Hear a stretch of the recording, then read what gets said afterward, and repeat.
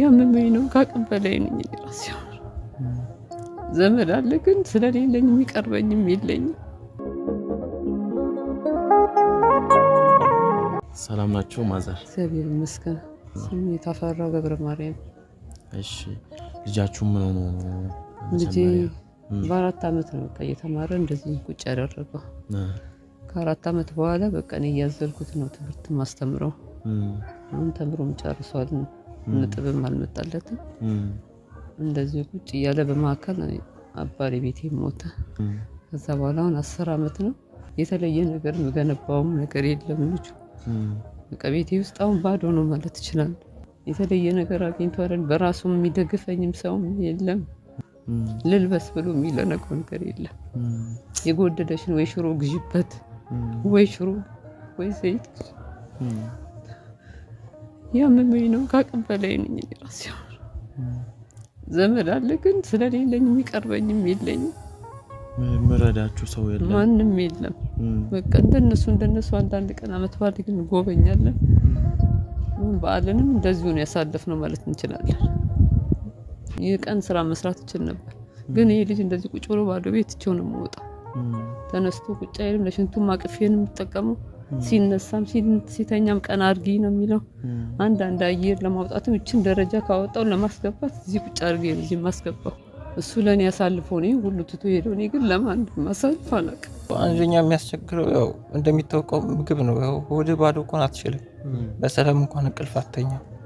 ዋናው እሱ ነው። እሷ የሚያስጨንቃት የሆነ የምታገኘው ወር እንትን ሳይል ያልቃል እንደሚታወቀው። በቃ ዋናው እሱ ነው።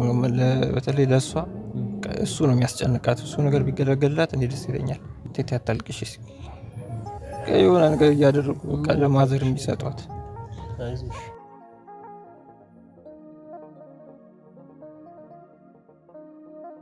አሁን ወንድሞችም አሉኝ አይጠይቁኝም፣ የለኝም። በፊት ግን እሱ እያለ አደርጋለሁ፣ እንረዳለን። በቃ ኑሯችን ቆንጆ ነው። በቃ ሙሉ ነበር ቤታችን።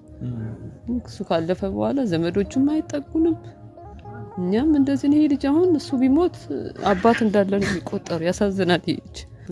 እኛ አቲስናማ ቻሪቲ ነው የምንባለው። ይሄ 30,000 ብር ነው።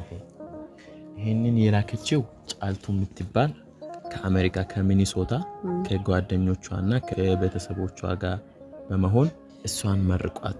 እግዚአብሔር ይስጥልን፣ ጤናሽን ይስጥሽ፣ ክፉም አይንካሽ። ለኛ ደረሽ ፈጣሪ ላንቺ ይድረስልሽ። በቤትሽ ሁሉ ነገር ሙሉ ይሁን። እግዚአብሔር ያስብሽ እናት፣ እድሜ ጤና ይስጥሽ። እኛም ደግሞ ከሰው እኩል ሆነን ደግሞ እኛም ደግሞ ለሰው ረጂን ያርገን ፈጣሪ። ከሰው እጅ አውጥቶን ደግሞ እኛም ከሰው እኩል ልጄም ደግሞ ከሰውነት ጎዳና ደህና ሆኖ እግዚአብሔር ጋር ለመድረስ ያብቃን። ከሰው እኩል ለመሆን ያብቃን። በእውነት አግኝተን ያጣን ሰዎች ነን።